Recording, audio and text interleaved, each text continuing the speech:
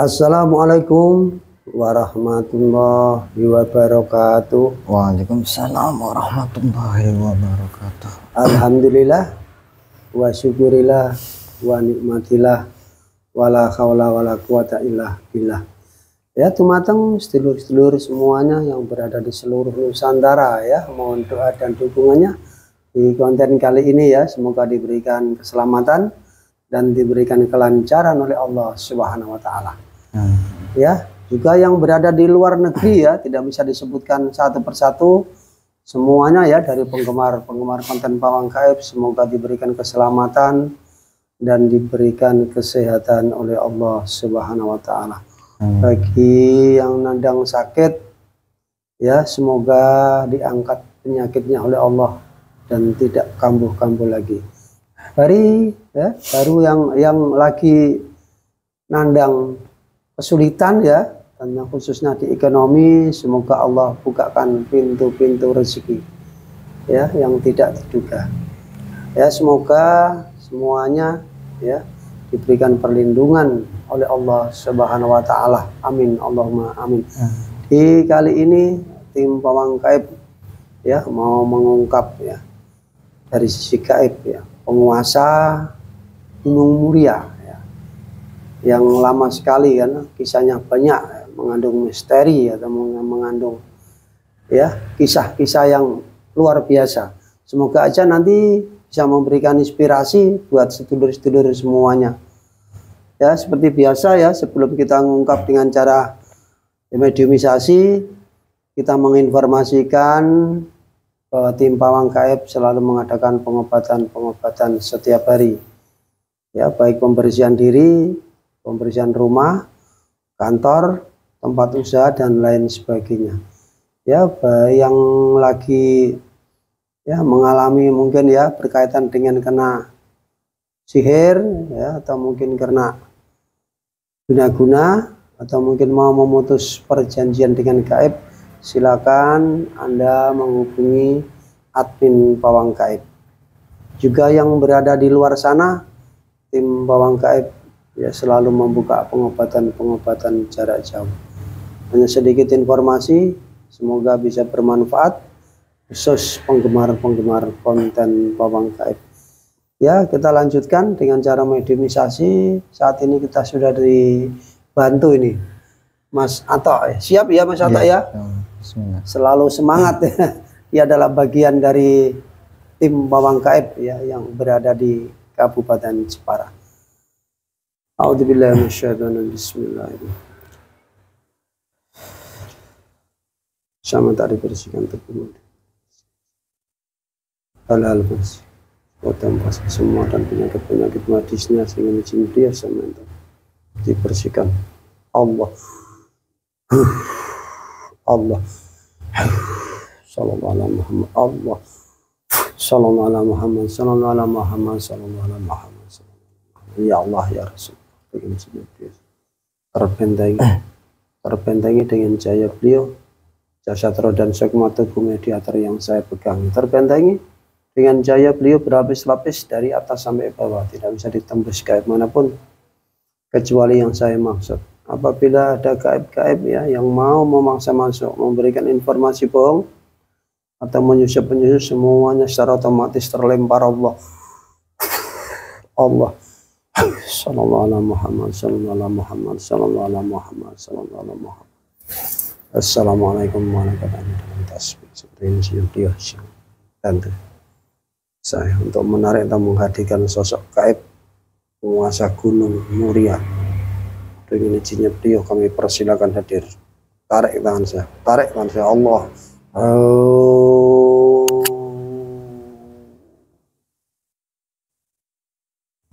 Allah, masuk.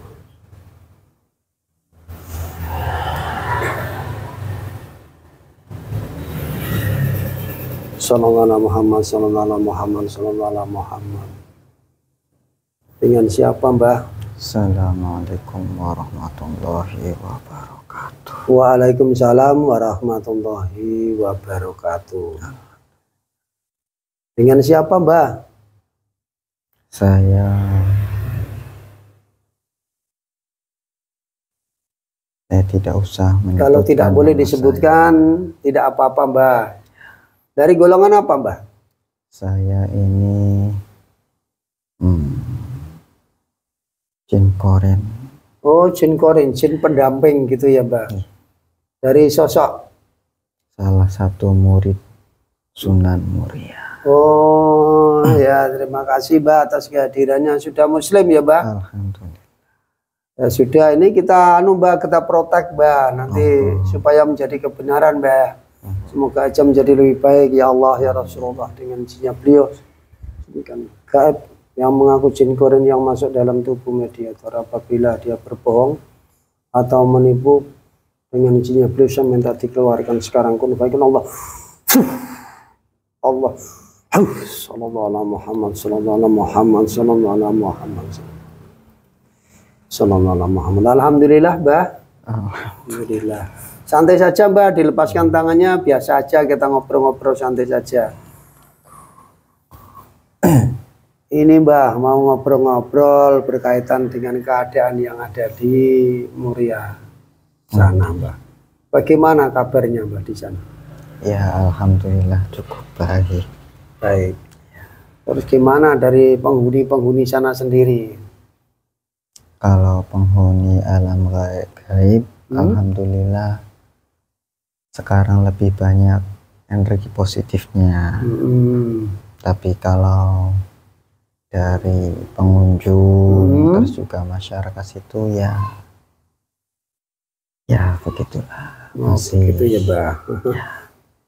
Begitu, mungkin masih keteterapan dari nafsunya masing-masing ya, Mbah, sehingga ngalor ngidul yang diminta gitu ya, Mbah. Ya, terima kasih, Mbah. Untuk masyarakat sendiri di daerah situ sendiri bagaimana, Mbah, untuk di kalangan bawah dari gunung tersebut? Apakah energinya juga baik atau bagaimana, Mbah, dari masyarakat situ setempat? Ya, masih kurang. Masih kurang kalau ya. dalam hal baik kurang. Tapi ya masih lebih mending ya. Iya. Di pengembangan zaman seperti ini ya, Pak. Ya. Alhamdulillah. Ya, ini bisa diceritakan, Mbah.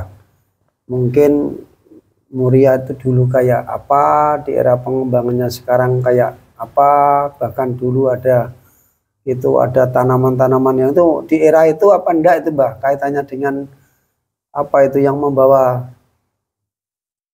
rempah-rempah itu, Mbah. Bisa diceritakan di kala itu di era sampean atau di sebelumnya itu, Mbah? Maksudnya mengirim rempah-rempah ke luar negeri? Tidak, rempah-rempah yang masuk di kena Gunung Muria itu kan dari siapa itu? Sambokong atau siapa itu, Mbah? Siapa itu? Dari Sambokong.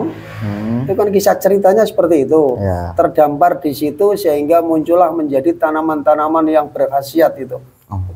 Itu di era panjenengan atau era siapa ya?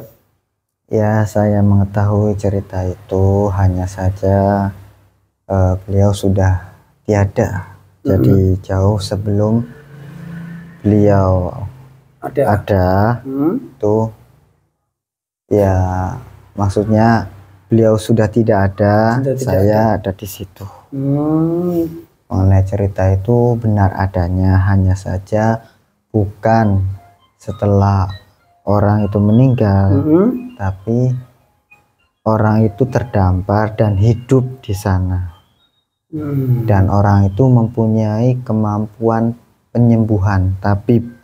Jadi dia tahu apa sih rempah-rempah dan jenis-jenis tanaman herbal atau untuk pengobatan. Dan dia mengajarkan kepada orang-orang yang di sana untuk mengembangkan dan menanam jenis-jenis dari tumbuhan-tumbuhan tersebut. Ini maksudnya gini, Mbah, yang dimaksud dari yang ditanam tadi, rempah-rempah tadi ya, Mbah, ya, atau tanaman-tanaman berkhasiat tadi ya, itu sebenarnya dibawa dari... Tidak. Oh, tidak. Karena sudah ada. Sudah ada. Ya, daerah itu ya. Sudah ada, hanya saja di lereng gunung itu ya. Iya, sudah ada. Hanya saja orang-orang tidak mengetahui khasiat dari tanaman dan rempah-rempah tersebut. Oh, pemirsa ya, jadi rempah-rempah tersebut tidak dibawa oleh Sambokong. Kisahnya kan seperti itu ya, Mbak? Iya. Ternyata memang sudah ada, dan Sambokong itu kisahnya ini, cerita ini, gaib ini terdampar di sana, sehingga hidup di sana dan mengembangkan apa yang ada di sana. Gitu Ya, kurang lebihnya ya, Mbak? Benar. Wah, ini pembelajaran baru ini. Yang dulunya diceritakan agak sedikit ya, tidak berbeda, akan tetapi tidak masalah ya. Memang peralihan waktu itu sangat jauh ya, antara kejadian di era itu dan dicatatnya itu jauh sekali Mbak. Ya. Sehingga mungkin agak sedikit ya bergesernya waktu, mungkin itulah yang menjadi perbedaan antara yang diceritakan dengan kisah yang ada di gunung ya, lereng Gunung Muria tersebut. Ya, bisa diceritakan lagi, Mbak, setelah masyarakat berduyun-duyun, ada yang beberapa orang yang dikasih tahu atau dipelajari sehingga menjadi manfaat atau pengobatan tersebut, apalagi, Mbak? Maksudnya perkembangan mengenai obat itu atau bagaimana? Perkembangan mengenai obat itu, Mbak. Oh, ya alhamdulillah. Karena dulu itu banyak masyarakat yang tidak memahami tentang ya pengobatan.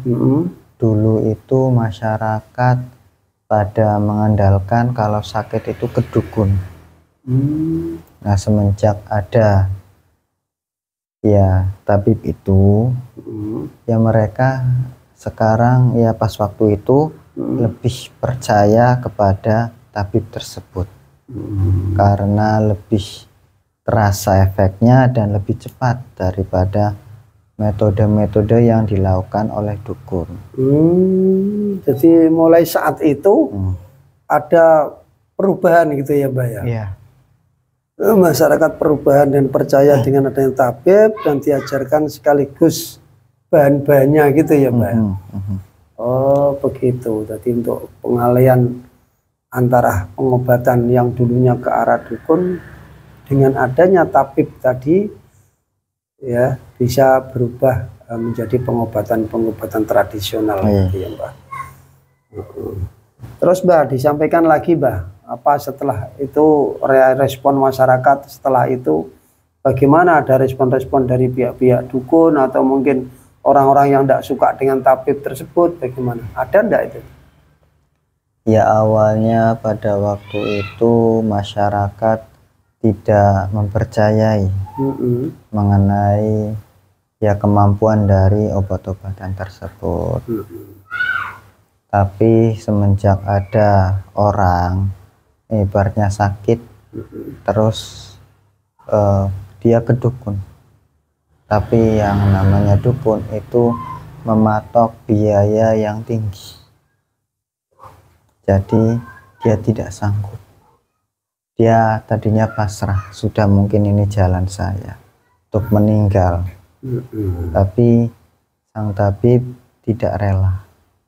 Dia memberikan ini, kamu minum ini, tidak masalah kamu tidak bayar. Ini adalah obat yang akan menyembuhkan kamu. Ya hitung-hitung karena apa sih dia sudah pasrah, kalau mati pun tidak apa-apa, walaupun yang dia minum racun juga ya tidak apa-apa karena orang itu sudah merasakan sakit yang luar biasa. Dan jadi tidak mampu gitu ya, Mbak. Iya. Ini Mbak di era itu, Mbak, di era itu apakah sudah ada dukun-dukun yang istilahnya mematok harga segitu ya, Mbak? Ya, banyak sekali. Di era itu sudah ada. Ya, sudah ada. Saya kira di era sekarang saja ini, Mbak. Ya kalau sekarang sudah melebihi pas waktu dulu ya emang karena ekonomi sekarang lebih maju. Kalau dulu ya tahu sendiri masyarakat kan hanya petani dan mereka kalau ya apa sih mau berterima kasih juga ya paling memberikan hasil tani mereka. Nah, tapi kalau dukun-dukun itu tidak mau, dia menginginkan uang. Nah kalau uang itu ya harus lewat berjualan di pasar. Ya hanya orang-orang yang kaya-kaya saja. mereka pun yang berjualan di pasar belum tentu bisa membayar dukun tersebut. Gitu ya, Mbak. Itulah awal kisah lah. Sekarang Mbak Hakim kembali lagi ke arah tabib-tabib tadi, Mbak. Kehidupannya dia itu ada berapa orang yang kedampar di situ, kira-kira ada berapa? Terus kehidupannya kayak apa? Hidup di gunung seperti itu. Hanya satu orang. Hanya satu orang saja yang terdampar di situ. Iya. Lah apa cuma kapal itu satu orang isinya? Kan mungkin banyak. Bukan kapal. Apa itu? Tapi kapalnya hancur dihantam ombak. Dan dia terdampar di situ sendirian. Oh, seperti itu kisahnya. Bukan terdampar di sana, tidak ya, Mbak? Bukan, terdampar dengan kapalnya bukan. Dia itu terdampar, terhempas ombak. Jadi kapalnya tidak tahu gitu ya. Kalau di era sekarang apakah masih ada bekas-bekas dari kapal itu atau perahu itu apa tidak, Mbak, di daerah sana, Mas? Ya, mungkin kalau ada yang menyelam, ya mungkin saja ada bekas-bekas dari ya mungkin kerangka dari perahu mereka atau perhiasan-perhiasan yang mereka bawa, ya yang tidak hancur dimakan massa. Kok perhiasan apa perempuan, Mbak? Bukan? Ya, bukan seperti itu. Ya memang ada juga perempuan di rombongan kapal tersebut, tapi mereka juga akan membawa permata, emas, dan juga ya mungkin barang-barang antik seperti piring, mangkok, dan lain-lain yang ada ya kerajinan tangan lah yang ada dari Tiongkok.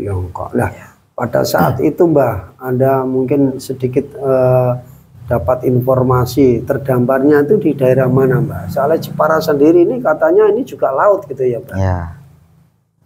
Apakah terdampar di daerah mana? Ini kan dekat laut juga di Jepara ini, Mbah. Kalau saya bilang apa ya, daerahnya mungkin tidak bisa. Hanya saja ciri-cirinya itu adalah hutan, terus ya laut. Hutan yang dekat laut gitu ya, maksudnya. Nah, gambarannya di situ gitu. Oh ya, terima kasih Mbah atas informasinya. Nanti bisa dilanjut lagi ya, sedulur-sedulur semua ya.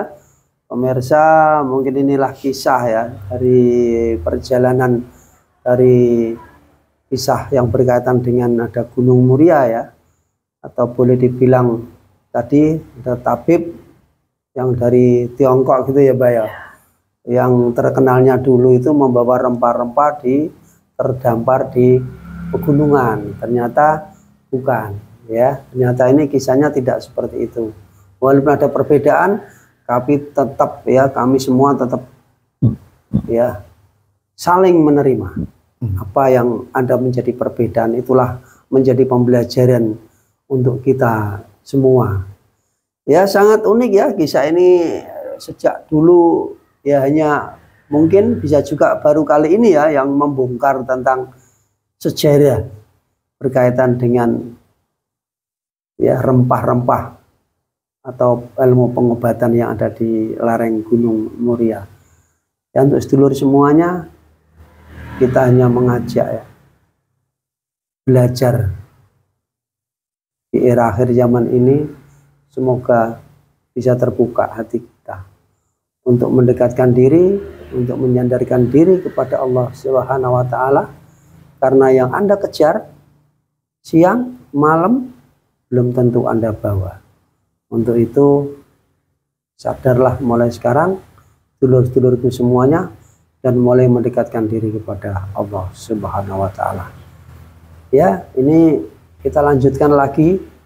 Semoga ada manfaat ya, dan ada pembelajaran yang baru khususnya untuk sedulur-sedulur semuanya penggemar konten Pawang Gaib. Ya, ini bisa dilanjut kembali, Mbah. Tadi sudah sampai ke ranah tabib tersebut, dia ternyata hidupnya sendiri gitu ya, Mbah. Sendiri gitu ya, sendirian ya, tadi ya. Kalau terdampar sendiri. Sendiri. Cuman ya seiring berjalannya waktu, beliau menikah dengan orang lokal. Orang lokal. ini yang perlu dibahas ini, Mbah, diceritakan ini, Mbah. Terus gimana cara kehidupannya, Mbah? Ya awal-awal dia ya di hutan. Di hutan sampai akhirnya bertemu dengan salah satu penduduk lokal. Terus ya dia minta bantuan. Tapi karena dia bahasa Mandarin dan lokal ya bahasa lokal, ya tidak ada yang mengerti. Awalnya cuman ya melihat pakaian dan juga ya bukan orang situ, maka dibantu, dibawa ke kepala desa. Dan di sana ya tetap ya tidak ada yang mengerti bahasa dari tuan Tiongkok tersebut. Jadi orang asing gitu ya, dianggap orang asing, jadi tidak ada yang tahu pola kalah itu gitu ya, bahasa-bahasanya ya. Cuman ya dia ya akhirnya dengan menggambar, jadi mereka paham maksud dari siapa. Ya mungkin kalau namanya tidak paham ya, tapi karena orang itu menggambar masuk kejadian dia ada di situ itu bagaimana, terus ya akhirnya diterima dan ya dibuatkan gubuk kecil di samping rumah Pak Lurah, ditempati di situ dan melihat masyarakat, mempelajari bagaimana masyarakat, terus ya dia sedikit demi sedikit belajar bahasa mereka. Dan lama-lama pada saat itu bisa diterima gitu ya, Mbak, ya, untuk di lingkungan ya. Orang asing tersebut bisa diterima di daerah itu gitu ya. Ya sejak awal memang sudah diterima karena ya masyarakat pada kala itu ya orangnya baik-baik ya, gitu. Baik-baik. Terus juga kan ya selama dia di situ tidak melakukan kejahatan, jadi kan ya dikenal cukup baik ya semuanya, bahkan ya bisa dikatakan termasuk orang yang sangat dihormati karena sifat kebaikannya itu. Dan punya keilmuannya tentang pengobatan gitu ya, Mbak? Belum. Oh, belum. Pada waktu itu belum terlihat. Oh, belum terlihat. Malah lama itu terlihatnya. Oh, lama. Ya awalnya kan mempelajari ini apa sih, apa yang ada di masyarakat, ya melihat banyak yang kedukun karena sakit. Nah, terus dia sudah mulai bisa berbicara menggunakan bahasa lokal. Kemudian dia pergi ke hutan karena ya sewaktu dia di hutan dia itu banyak menemukan ya herbal-herbal tersebut yang mengandung apa sih efek obat. Nah, dia kembali ke hutan terus mengambil apa sih daun-daun, terus juga ya semacam rempah-rempah macam-macam, terus dia racik di rumah dia, dia tawarkan kepada orang-orang sakit. Ya awalnya ya walaupun dia dihormati, tapi ya melihat hal tersebut suatu yang baru ya. Iya, jadi mereka sedikit tidak menerima, takutnya itu beracun. Gitu ya. Iya, benar. Jadi ya mereka ya menghormati, tapi ya terima kasih atas kebaikannya. Kami ya lebih memilih dukun pada waktu itu. Iya. Sampai ya terjadi kejadian yang itu, bahwa apa sih ada orang yang sangat menderita minta bantuan dukun, tapi dukun mematok harga yang tinggi. Ya. Sampai di situ itu kisah tadi ya. Pada saat itu sudah menikah belum itu ya? Belum. Oh belum. Baru setelah dia berkembang dalam kedokterannya, ketabibannya, banyak orang yang tertolong. Kemudian ada yang berkehendak menikahkan tabib tersebut dengan salah satu putri dari orang yang ada di desa tersebut, yang merasa tertolong dengan kemampuan pengobatannya. Dan menikahlah orang tersebut. Ya pemirsa, itulah ya kisah ya, dari boleh dibilang orang-orang mengatakan sampokong ya, kisah yang tabib yang mengembangkan ilmunya atau terkenal rempah-rempahnya di lereng Gunung Muria. Dan inilah kisah, ada sedikit tambahan-tambahan sampai beliau menikah, sampai bermasyarakat dulu ya, sampai sehingga akhirnya menikah. Nah, pada saat itu ingat tak Mbah, masih punya keturunan tidak itu? Ada ya. Ada. Setelah menikah dengan masyarakat tadi ya. Iya. Alhamdulillah. Ada berapa Mbah? Cuman satu. Cuman satu. Tapi ya tidak hidup lama. Tidak hidup lama. Begitu kisahnya. Iya. Jadi kisah ceritanya ya terpenggal di situ gitu ya Mbah, untuk melanjutkan proses dari leluhurnya atau mungkin dari bapaknya, terus saya kira turun ke anak-anaknya, ternyata tidak ya. Kalau keilmuan kedokteran banyak murid-muridnya. Oh, ada murid-muridnya. Ya, diteruskan oleh murid-muridnya. Oh, begitu. Ya, banyak orang-orang terdekat yang istilahnya ikut ngangsu belajar gitu ya Mbak. Benar. Dan mengembangkan produk-produk herbal atau mungkin ramuan tradisional tadi ya. Iya.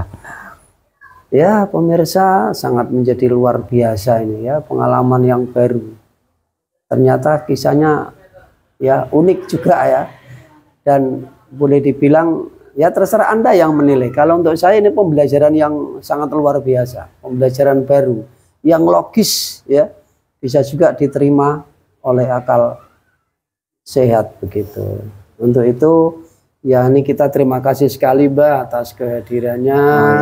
Mungkin kalau saya mengganggu ya, saya mohon maaf gitu. Tidak masalah. Ini Mbak ada sedikit jamuan Mbak disambut dengan izinnya beliau. Terima kasih. Kopi, semua perlengkapan makanan kecil ringan yang disukai kebaikan Allah. Sallallahu alaihi Muhammad sallallahu alaihi Muhammad. Monggo Mbak disambi Mbak. Minum dulu dinikmati. Ini kita terima kasih atas kehadirannya. Nanti sisa bisa dibawa pulang, bisa dibawa sana ya, ke sana. Monggo kami persilakan dan jamuannya dibawa semuanya. Saya mohon pamit.